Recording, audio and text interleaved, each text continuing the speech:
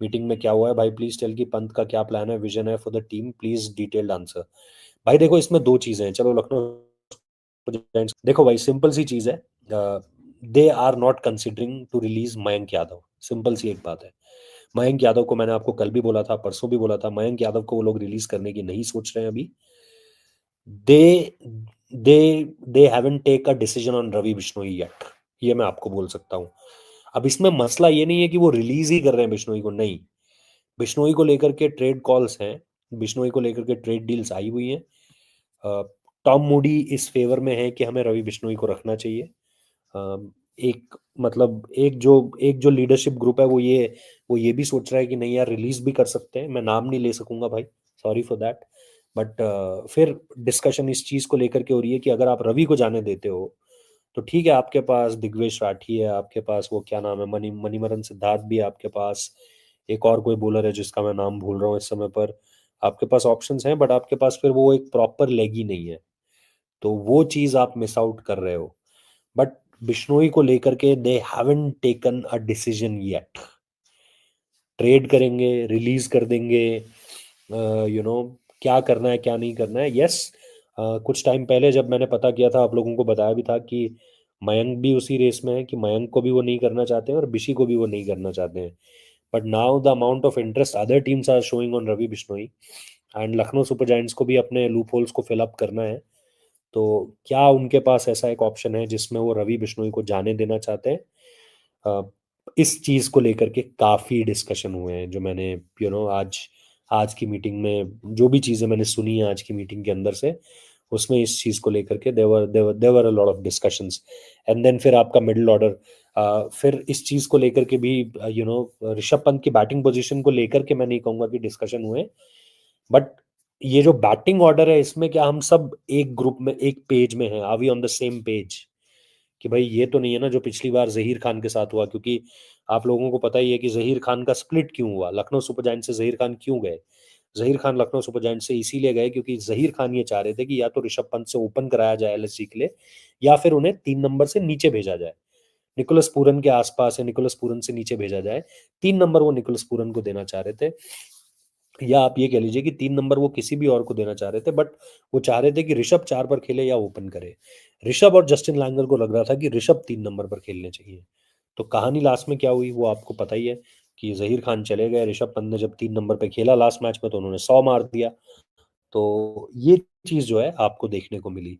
But अब जो सबसे इंपॉर्टेंट चीज है वो इस लीडरशिप ग्रुप का इस चीज को लेकर के भी डिस्कशन था कि क्या हम इस समय पर किन किन प्लेयर्स को लेकर के, तो उसमें एक मोहम्मद शमी का नाम है, कि क्या मोहम्मद शमी को लेकर के हमें एक और ये एक एक ऑल कैश डील भी हो सकती है, और ये प्लेयर टू प्लेयर ट्रेड भी हो सकता है।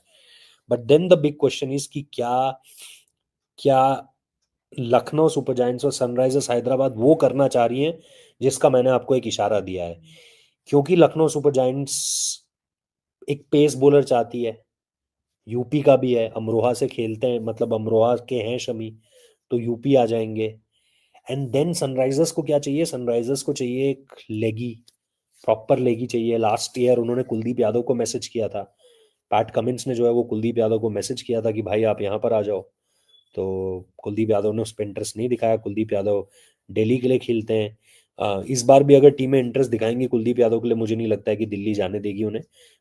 अक्षर पटेल कप्तानी कर रहे हैं उस टीम की। बट सबसे इंपॉर्टेंट चीज़ है कि क्या फिर ये ट्रेड स्वैप हो सकता है, रवि बिश्नोई उधर जाएंगे, मोहम्मद शमी इधर आएंगे। ये एक पॉसिबल चीज़ है जिसको लेकर के डिस्कशंस हुए हैं। तो काफ़ी लंबा जवाब दे दिया आयुष भाई, ये चीज़ें चल रही हैं अभी, बट रवि पर उन्होंने फाइनल कॉल नहीं ली है, मैं आपको ये ज़रूर बता सकता हूँ। एलएसजी जो शायद एक player to player trade swap करना चाह रही है, दिल्ली कैपिटल्स जो अगेन एक player to player trade swap करना चाह रही है, और फिर आरसीबी जो थोड़ा सा अपना पर्स देख के क्या रिलीज करना है क्या नहीं करना है, उनके पास भी ऑप्शंस हैं कि लियम लिविंगस्टन को रिलीज कर दो। जैसे ही वो लियम लिविंगस्टन और रसिकदार सलाम को रिलीज करेंगे, उनके पास 15-16 करोड़ तो ऐसे ही आ जाएंगे।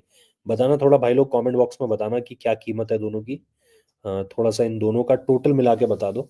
डोनोवन फरेरा सीएसके कर सकते हैं, देखो फ्लेमिंग और डोनोवन फरेरा की अच्छी बनती है, अच्छी जुगलबंदी है, तो दिल्ली से वो स्वैप हो सकता है भाई। चेन्नई सुपर किंग्स कर सकती है ये, बट मैं अभी इस चीज़ को नहीं सुन रहा हूँ। तो अगर नहीं सुन रहा हूँ तो कैसे आपको बताऊँ वो मैं नहीं जानता हूँ। बट मैं थोड़ा सा 14.75 मिक्स मिक्स होके, हाँ तो देखो 14-15 मतलब 14 करोड़ 75 लाख तो यही हो गए। 14 करोड़ 75 लाख आरसीबी सीधे सीधे इन दोनों का जोड़ के एक तरफ कर सकती है। इसमें आप और भी एक आध नाम अब देखनी पड़ेगी आरसीबी का स्क्वाड। अगर आप आरसीबी का स्क्वाड देखोगे इसमें फिर आप यश दयाल को अगर आप रिलीज करना चाहते हो, बट मैं कहूंगा कि यश दयाल को रिलीज मत करो आरसीबी फैंस। मैं आप लोगों की भी राय जानना चाह रहा हूँ कि आप लोग क्या सोचते हो। मतलब ठीक है खिलाओ मत, क्योंकि खेल वो नहीं पाएंगे बिकॉज ऑफ द थिंग्स जो आउटसाइड फैक्टर्स हैं।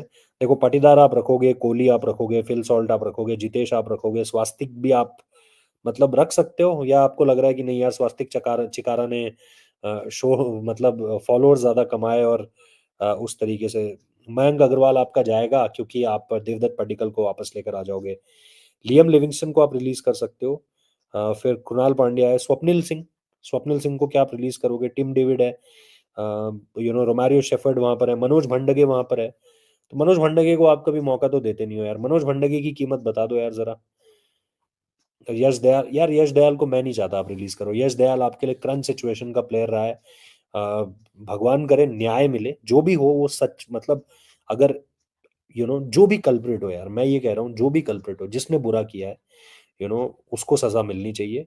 बट अगर जो शमी के साथ हुआ, शमी कल्प्रिट नहीं थे, चीजें जो है वो उनके उनको फंसाने की कोशिश की गई, शमी बाहर निकल कर आए और शमी इंडिया खेल रहे हैं। वरना 2018 में शमी को ड्रॉप कर दिया गया था ना, शमी को एनुअल कॉन्ट्रैक्ट से ड्रॉप कर दिया गया था। तो अगर मैं ये कह रहा हूँ कि यश दयाल निर्दोष होकर वापस आता है, तो फिर मैं ये नहीं चाहता कि वो किसी और टीम के लिए अवेलेबल हो जाए फिर ऑक्शन में वो।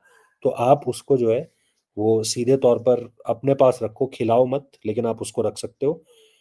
ये मैं जानना चाह रहा हूँ, मनोज भंडगे की कीमत मुझे बताओ। 30 लाख, अरे यार ठीक है फिर तो छोड़ दो, फिर क्या रखना है।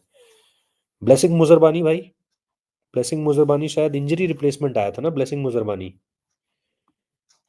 भंडगे 30 लाख नहीं, 30 लाख नहीं यार, 30 लाख का मामला तो छोड़ ही दो फिर। ब्लेसिंग मुजरबानी भी 30 लाख। लुंगी एंगीडी, ये है यार, लुंगी एंगीडी हो गया, अभिनंदन सिंह हो गया, मोहित राठी हो गया, ठीक है, रासिकदार सलाम हम ऐड कर चुके हैं। इन सबको मिला के यार हो जाएंगे 17-18 करोड़। ठीक है, उस पे फिर आप 5 करोड़ और मान लो, 24-25 करोड़ आपके पास हो जाएंगे। 1 करोड़ किसका बता रहे हो, लुंगी सानी अंगीडी का? 1 करोड़ किसका बता रहे हो? लुंगी अंगीडी 1 करोड़, तो 1 करोड़ लुंगी अंगीडी हो गया। 6 करोड़ किसका बता रहे हो यार? संजू ट्रेड कब होगा? कल तक हो जाएगा संजू ट्रेड भाई। तो यार ये आराम से 18-20 करोड़ रुपए की राशि हो चुकी है। तो मेरे हिसाब से पंगा नहीं पड़ेगा आपको।